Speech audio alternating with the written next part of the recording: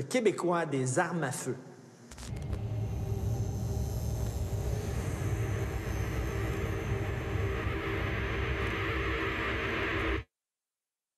Monsieur Bevins, Pauline Marois, elle est pour la création d'un registre québécois des armes à feu. Vous êtes contre. Pourquoi?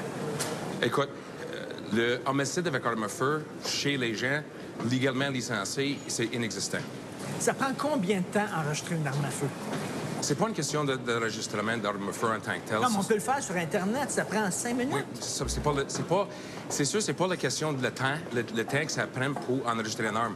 C'est une question que ce registre-là coûte une fortune, OK? Elle sert de rien. Le problème, c'est la maladie mentale. Et je pense que si on veut vraiment combattre le crime en tant qu'une façon concrète, il faut vraiment orienter nos... Mais quelqu'un qui est un malade mental, qui a des problèmes... Oui, oui. Il n'y a pas accès il fait présentement aux soins. Plus de dommages avec d'armes à feu que sans armes à feu.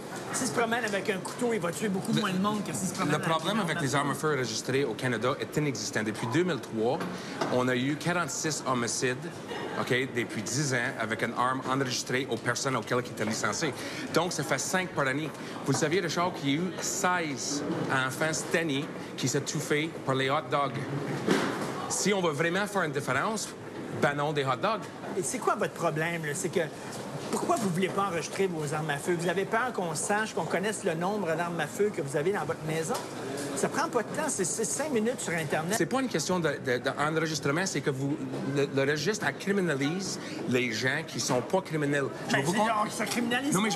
De prendre 5 minutes de votre temps. Je vais te décrire une situation.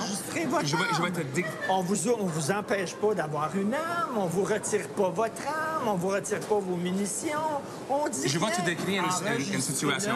Un papa avec son enfant, petit bonhomme il a 14 ans, le petit bonhomme est tout excité, on passe au Tim Hortons, on ramasse un café, on s'en va à chasse à canard. On arrête sur le bord. Le policier arrive en arrière du véhicule de monsieur. Le petit gars, il est tout out à la chasse. C'est son première chasse au canard. Il est tout craqué. Il arrive là. Le policier demande à son papa, « Monsieur, est-ce que vous avez vos enregistrements pour vos armes à feu? » Bon, j'étais tellement content de partir à la chasse avec mon petit gars que j'ai oublié mes documents. Mais guess what? Attends un peu. On le met le monsieur à manotte, on le met dans un char de police, on l'amène le monsieur au poste de police, on confisque ses armes. Il n'y a rien qu'à se promener avec son permis. Moi, quand je conduis un auto, il faut que j'ai mon permis. Cette personne-là, si je n'ai pas mon permis, cette personne-là n'est pas dangereux. Mais qu'est-ce que ça vous enlève? De prendre 5 minutes de votre temps, ça ne fonctionne pas. Prendre l'argent de registre. Comment ça va coûter votre registre? J'imagine on peut faire un registre qui ne coûte pas si cher que ça, quand même. Si on regarde le gouvernement actuel qui se prépare pour un apocalypse zombie, on peut-tu penser de mettre des données de nature privée dans leurs mains avec les commissions Charbonneau, avec tout ce qui... puis que ça va être bien géré. Écoute, moi, je pense qu'il faut des politiciens... Est-ce que vous avez peur que l'État sache combien d'armes à feu vous avez? Je suis pas quelqu'un qui est parano, là. Moi, c'est pas mon cas. Et si jamais Pauline Marois met sur pied un registre des armes à feu, vous allez faire quoi? Moi, je trouve que c'est une façon très irresponsable. Est-ce que vous allez devant les tribunaux pour essayer de faire passer ça? Oui, effectivement. Les gens oublient que... Écoute, Jean Charest, le soupe a commencé à bouillir.